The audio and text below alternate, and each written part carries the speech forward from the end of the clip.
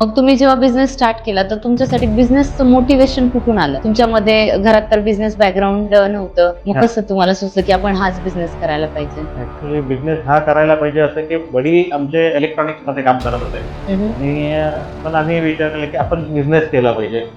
त्यानंतर मी थोड्या दिवस नोकरी केली, 7 वर्ष नोकरी केली. त्यानंतर मी ठरवलं की आता आपल्याला बाद झालं, आता बिझनेस मध्ये आपल्याला चालू करायला पाहिजे. अरे वाह! खूप खूप छान. पण सर असं होतं जेव्हा आपल्याला बिझनेस सुरू करायचा आहे, आपण ज्या सोसायटीमध्ये राहतो तिथे बिझनेसचा तेवढा सपोर्ट केला जात नाही. पण आपल्या इकडचं एज्युकेशन सिस्टम हेच आहे की शिका आणि नोकरी करा. बरोबर. मग तुम्ही जेव्हा बिझनेस सुरू केला तुम्हाला भरपूर अपोज आले असतील.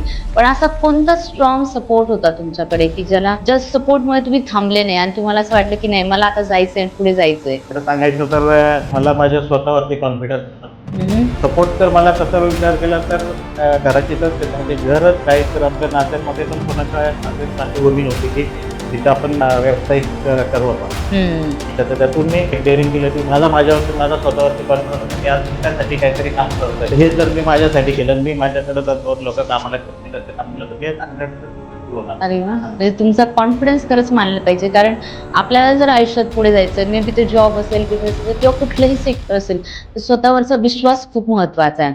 आज लोकं पुढे जाऊ शकत नाही कारण त्यांना काही एखादं स्टेप घ्यायचे तर त्यांना पहिले सेल्फ डाऊट येतो. भीती वाटते, "अरे खरंच मी हे करू शकेल का?"